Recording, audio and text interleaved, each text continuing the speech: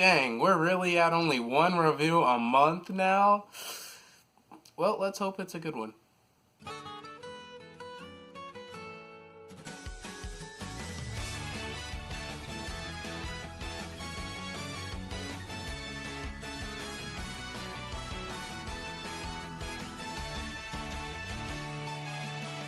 Frozen 2 takes place 6 years after the original and finds Anna, Elsa, and the gang in their beautiful, lovely kingdom of Arendelle, and now they have a new problem on their hands because they have to go figure out the truth about their worlds. Everything's all nice and tidy, but there's an incessant voice that keeps ringing in Elsa's ear and tells her she has to go find the truth about her past, so that's exactly what she does. And that's all the trailers tell you about this movie, and so I'm not going to talk about it much here. I can't believe it's been a whole 6 years since the first Frozen movie dropped, and now it's become a cultural phenomenon that most know and love, and oh my goodness, it's hate to say it, but the movie itself is pretty good. The animation is so crisp for its time, the music, even the worst songs in the first Frozen movie are super catchy, and it had a lot of lovable characters. So now with a sequel coming on, I was kind of excited to see how they would continue the story. And I'm happy to say they didn't disappoint.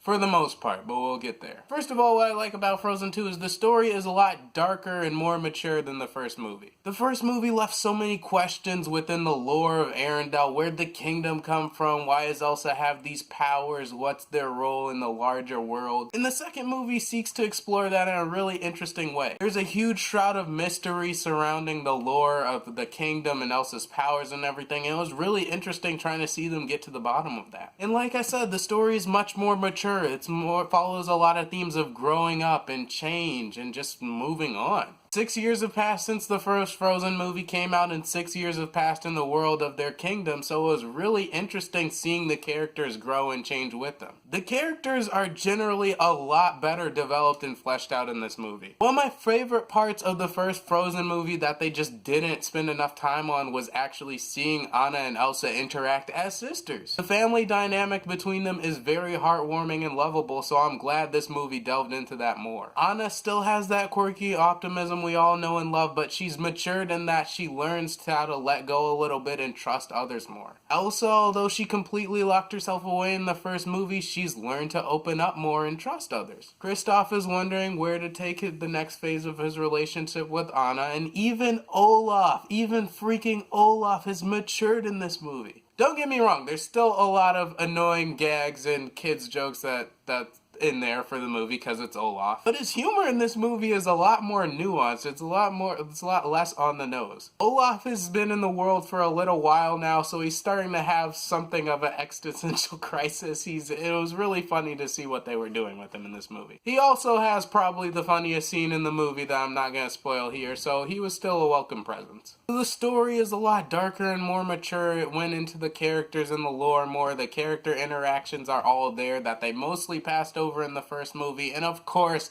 I gotta talk about the animation. This movie looks absolutely gorgeous. They found so many different ways to explore Elsa's ice powers and just what she can do with it, and it all just looks stunning in this movie. While we were stuck with the winter aesthetic for the entirety of the first Frozen movie, this movie takes a much more fall-like aesthetic, because the majority of its themes have to do with change and staying the same and just growth. So it was nice seeing the characters interact and just do their powers and do their adventure stuff in a new season, and it looked cool. I don't often say this for animated movie, but the character designs and the costumes were phenomenal in this movie. And now for the bad stuff.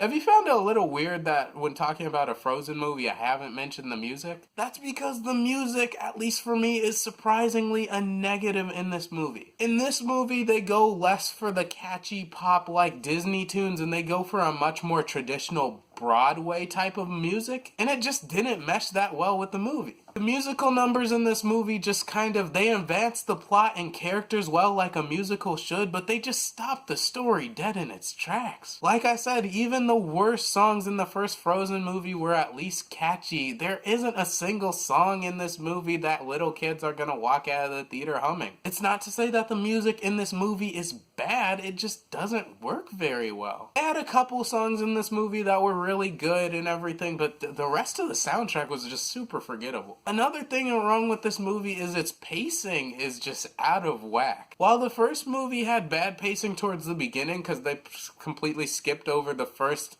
30-20 minutes of character development just to move the plot along, this movie is paced much better in the first and second acts.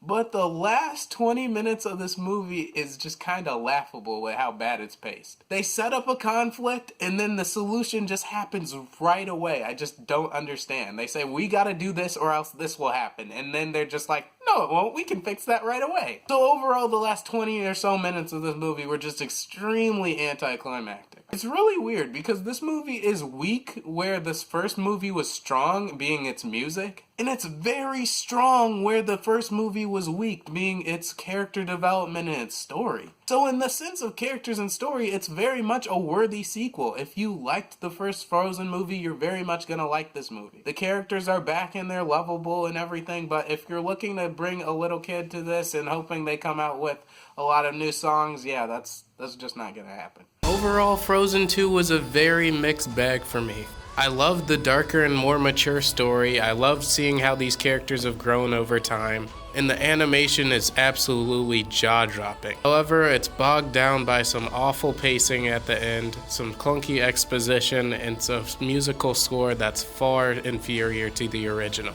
I'm gonna give Frozen 2 an average 3 out of 5 stars. Oh yeah, that's my review of Frozen 2. I was gonna review The Lighthouse, a movie I saw a couple weeks ago. I still had plans to talk about it at some point, but you know, life happens. As always, make sure to hit that like and subscribe button on the way out. Comment whether you like the first movie or second movie better. I am Pac. Thanks so much for hearing my perspective, and I'm out for now.